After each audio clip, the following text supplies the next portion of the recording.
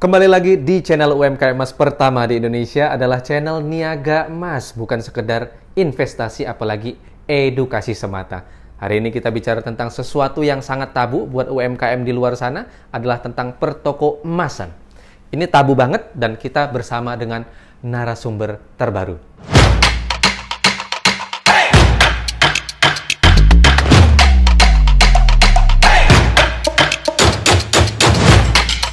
Audio Jungle.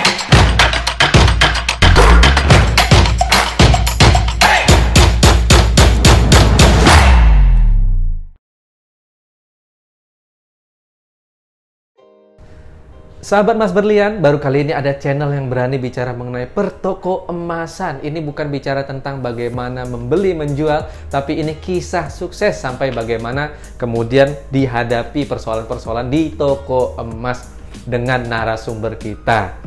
Halo sahabat Mas Berlian, dengan saya Asyang. Dengan Pak Asyang di Pondok Indah, betul nggak Pak? Betul. Ini toko Pondok Indah, toko emas di Pondok Indah. Ini luar biasa banget. Kenapa sih kita ngambil di Pondok Indah? Karena memang disinilah tempatnya yang prestigious banget buat teman-teman. Ini tempat yang hit dan pamornya luar biasa lah. Di mana-mana orang sudah tahu. Tapi biasanya ya, orang taunya itu toko emas itu di mana aja Pak Asyang? Ya rata-rata di banyak sih ya, di mall, di Melawai, gitu ya? Cikini. Itu yang paling terkenal itu ya. Nah, di sini kenapa saya angkat nih Pak Asyang? Karena Pak Asyang ini sudah ahli banget dan sudah lama banget bergulat di toko emas. Berapa lama sih Pak Asyang? Alhamdulillah sekitar 42 tahun lah. 42 tahun mah udah lama banget. Nah itu.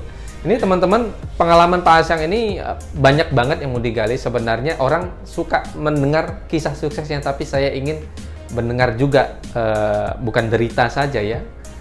Tantangan-tantangan di dalam toko emas itu sebenarnya perlu banget diangkat ke publik agar supaya masyarakat tahu, dan khususnya buat teman-teman yang UMKM yang baru mulai menjadi toko emas online atau mungkin offline ya di masyarakat atau di sekitar komunitasnya lah begitu. Betul.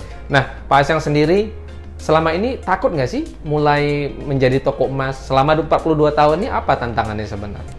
Ya kalau masalah takut ya semua orang pasti takut ya, tapi semua usaha itu pasti ada resiko. Ya itu resikonya nih yang mau kita bicarakan. Jadi satu ya memang kita harus berusaha supaya bagaimana kita mengamankan diri kita, harta kita. Ya, selain itu juga kita harus tetap berdoa karena Allah yang sudah atur kita semua. Nah, itu kan tapi di sini toko beda lagi dengan rumah ya? Oh, beda-beda. Sini hanya tempat usaha aja. Harus gitu ya Pak ya? Toko sama rumah nggak boleh disatukan? Rata-rata begitu. Rata-rata begitu karena kan kalau rumah kan di tempat pemukiman yang ini ya, kalau toko itu kan harus tempat yang khusus usaha. Nah, betul. Gitu. Itu ketakutan misalnya di rumah ya, tetangga itu tahu nggak sih kalau kita itu harus tahu apa nggak kira-kira? Nggak perlu tahu sebenarnya sih. Walaupun ada yang tahu beberapa kan ya yang orangnya juga kita bisa percaya ya. Tapi ya nggak semua orang harus tahu juga. Oh gitu ya. Dan teman-teman yang baru mulai UMKM emas ini jangan khawatir, misalnya ini Pak Lio, saya baru mulai nih jadi pedagang emas, tapi gimana caranya ya biar supaya aman? Sebenarnya ya bicara pencuri itu sebenarnya nggak ada niat, cuma kebetulan aja ketika ada emas kan ya kecolong gitu ya. Nah tapi nggak perlu khawatir buat teman-teman. Nggak perlu khawatir lah.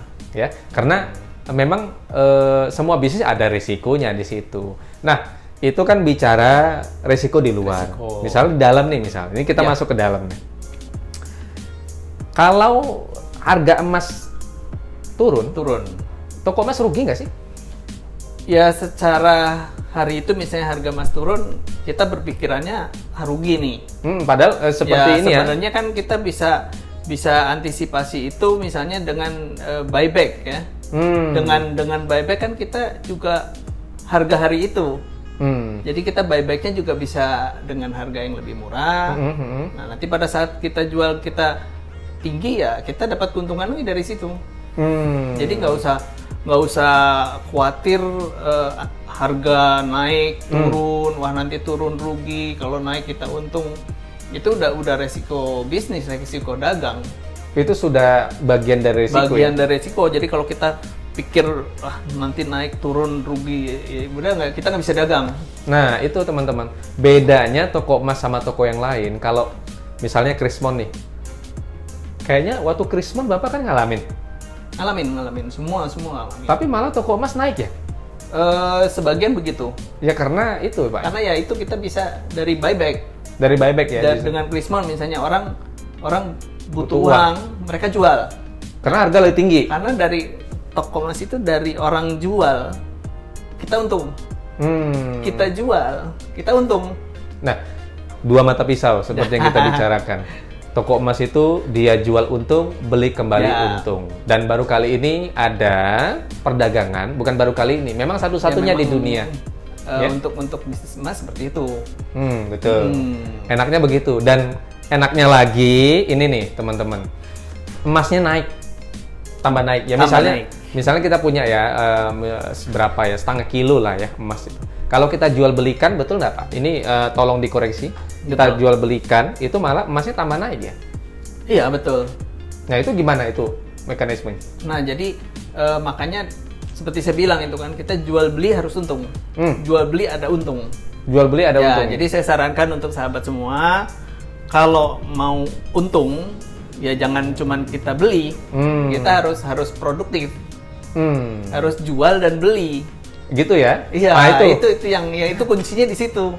Nah, ini kuncinya begini teman-teman. Logam mulia hanya bongkahan biasa, jual belinya adalah emas yang sebenarnya. Ya. Dulu saya pernah kasih tahu ke semua teman-teman emas berlian buat UMKM di luar sana bahwa jual beli emas itu adalah solusi untuk investasi emas. Betul. Nah, itu toko emas sebenarnya sudah tahu ya, Pak? Semua seperti itu. Cuma nggak pernah dibicarakan. Ya, jadi terus harga emas ya, kalau kita lihat harga emas itu untuk investasi itu sangat-sangat menjanjikan. Kenapa? Harga emas itu ya boleh dibilang kita oke lah naik turun. Itu wajar ya. Betul. Dalam dunia ini wajar naik turun. Tapi secara globalnya itu selalu mengalami kenaikan. Jadi ya kita nggak perlu khawatir. Dan emas ini nggak ada kadaluarsa. Nah, seperti kita simpan barang lain misalnya, kita simpan makin lama harganya makin turun atau makin murah. Beda, emas kita simpan makin lama harga makin naik. Tuh. Jadilah pedagang yang memiliki aset. Nah, paling mudah itu apa? Buatlah barang-barang yang kita dagangkan dulu menjadi aset. Nah, ini di toko emas. Ya, selain emas, berlian. Berlian pun ya harga 10 tahun yang lalu dibanding sekarang itu harga bedanya sudah jauh sekali. Tapi jadi aset yang menguntungkan juga sama. Nah itu nggak heran kalau misalnya toko emas itu nggak pernah bangkrut. Bukan nggak pernah bangkrut ya Pak? Ya gini ya, kalau rata-rata seperti itu. Rata-rata seperti itu. Tapi misalnya ada yang bangkrut pun ya itu hanya masalah pengelolaan sebenarnya. Tuh. Jadi kalau pengelolaannya benar, itu ya insya Allah. Tuh. Itu jalan lah maksudnya. Jadi banyak rahasia di sini. Nggak ada yang terpuruk gitu. Nggak ada. Iya. Karena memang apa teman-teman? Bahkan ya menjalankan toko emas itu nggak perlu manajemen yang sangat rumit banget ya Pak? Enggak. Paling ya kalau misalnya toko ya hanya izin usaha atau itu nggak terlalu itu apa? Modal pun kalau memang dari awal modal kecil pun masih bisa. Yang penting satu, kita harus jaga kepercayaan, itu aja. Oke, itu dia. Ini sebenarnya warisan Pak? Apa maksudnya ada orang tua mulai lalu kemudian Pak As yang melanjutkan? Dari orang tua enggak, tapi dari kakak. Tuh keluarga ke keluarga. Jadi paling enggak masih di keluarga. Rata-rata seperti itu. Rata-rata seperti itu. Kenapa? Ya memang sayang sekali kalau misalnya kita tidak diteruskan. Dan rata-rata mau meneruskan. Kenapa? Sudah kelihatan hasilnya. Terus mau ngapain lagi cari yang lain gitu? Yang ini udah jalan. Kenapa mesti cari yang lain yang belum ada kepastian? Gitu. Nah ini teman-teman, bicara masalah hasil nih. Saya pernah ditunjukkan deh. Saya bingung nih. Saya kaget ya sama Pak Asyam. Padahal tokonya sederhana, tempatnya nggak terlalu besar banget. tapi hasilnya, waduh, rumahnya kayak istana ini Pak Asyang. Alhamdulillah. Nah, kalau teman-teman mungkin lihat ya, misalnya toko ya, kecil dan sebagainya. Toko emas itu jangan kaget deh, toko emas itu dari dulu yang begitu-gitu aja nggak ada perubahan di pojok pasar. Karena di pasar-pasar kecil pun, jangan dilihat tokonya mungkin ya, di tokonya di pasar yang becek, yang apa. Oh. Tapi hasilnya itu luar biasa. Karena toko emas itu tidak hanya sekedar menjual, tapi dia menerima kembali. Kalau orang ya, ini Pak Asyang, berarti kalau mereka kembali, itu berarti mereka butuh cash keras ya berarti ya? Iya. Nah, mereka menganggap kita itu seperti bank. Kalau mereka beli emas dari kita, kalau kemudian mereka mau jual, pasti kembali lagi ke sini Pak? Iya, betul. Karena mereka butuh cash keras. Nah, ini nih penting banget. Jadi barang yang kita jual itu adalah barang kita yang dititip sama orang. Tuh. Kembali lagi ke kita. Nah, tuh. Ini baru kali ini doh. Ini bahaya banget nih Pak kalau didengar sama yang lain. Toko emas pada marah-marah nih. Tapi itu rahasia, ya enggak apa-apa. Karena persaingannya sebenarnya adalah kreativitas gitu, betul, ya. Betul. Kreativitas, lalu kemudian modifikasi. Kepercayaan lah. Kepercayaan. Lalu apalagi persaingannya, bukan persaingan rahasia lagi. Nggak ada rahasia deh sekarang ya Pak ya. Betul. Pelayanan tuh penting banget tuh teman-teman. Nah, bicara masalah pelayanan nih gimana nih? Saya lihat nih bule-bule pada datang nih. Nih Pak Asyang fansnya dari bule-bule pada datang. Di sini tempatnya nih, reparasi dan sebagainya. Nah, ini bagaimana mengikat mereka agar supaya mereka tetap datang itu ke kita gimana Pak? Pelanggan. Satu tetap yang harus kita jaga adalah kepercayaan, kemudian servis yang baik.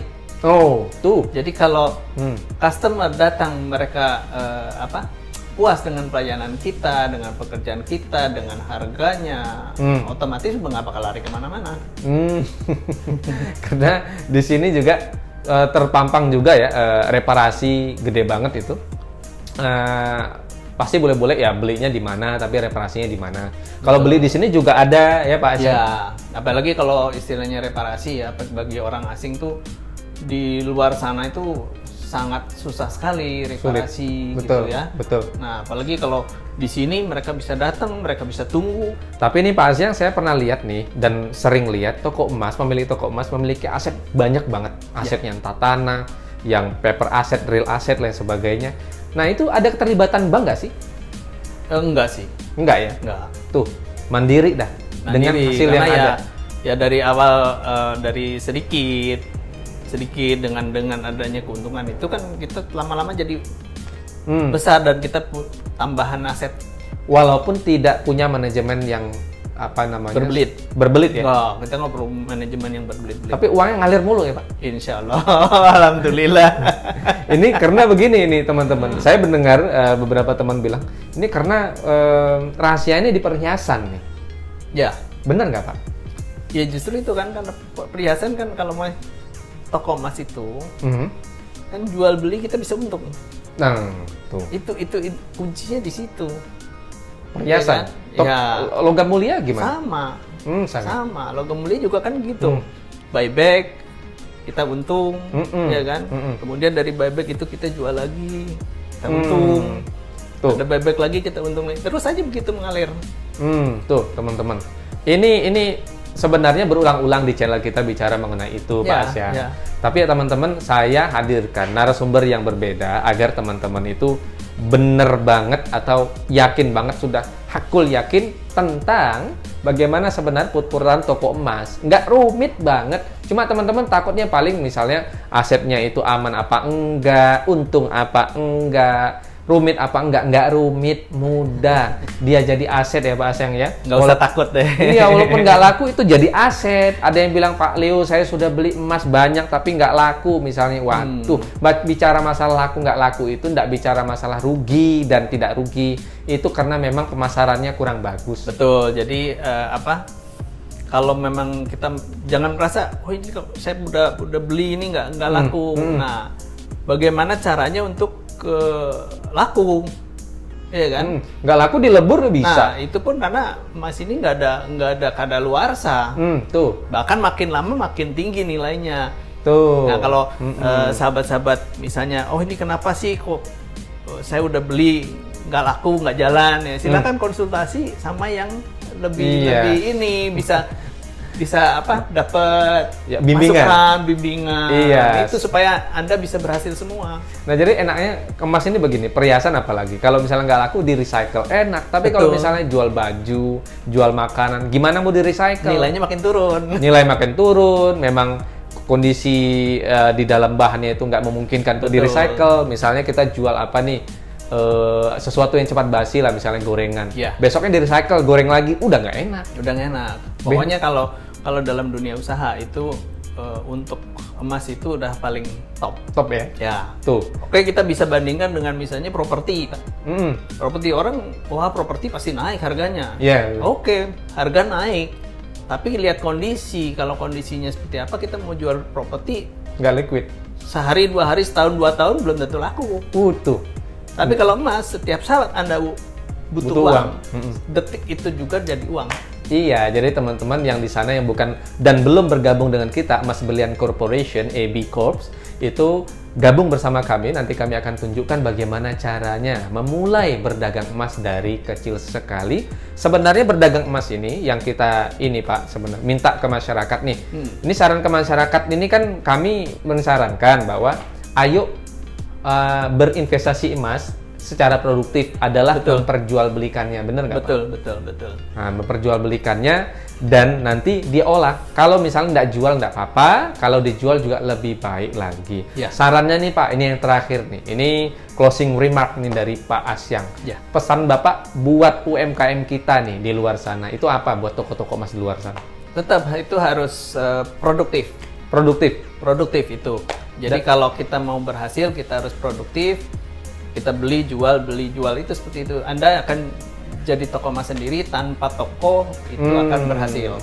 Produktif, kreatif, proaktif. Ya Pak ya. Betul. Jangan sampai misalnya nggak kreatif misalnya. Ini karena kita berada di dunia yang berbeda nih Pak. Betul. Di sana itu juga banyak reparasi, apalagi orang-orang bule semuanya sudah. Waduh, banyak yang percayalah sama Pak Asyang ini. Beliau punya pengalaman banyak banget sehingga hasilnya pun tidak main-main.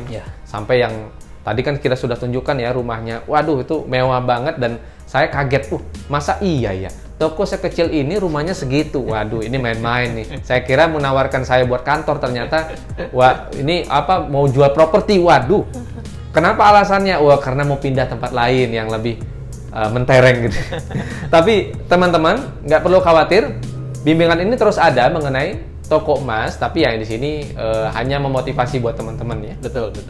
Ya, agar supaya jangan lupa bahwa usaha itu tidak perlu bukan rahasia-rahasiaan lagi, tapi syarat-syarat tertentu. Anda mau jadi Anda adalah datang dari keluarga yang mapan atau tidak, Anda berpendidikan atau tidak pengalaman pun tidak apa-apa kalau di dalam dunia toko emas. Jangan lupa ini bersama Pak Asyang. Dan saya berharap teman-teman untuk subscribe, sebelumnya subscribe dulu ya. Di subscribe channel kita, di komen. Silakan bertanya di sana, nanti kita akan jawab di konten-konten berikutnya. Terima kasih, saya bersama Pak Asyang.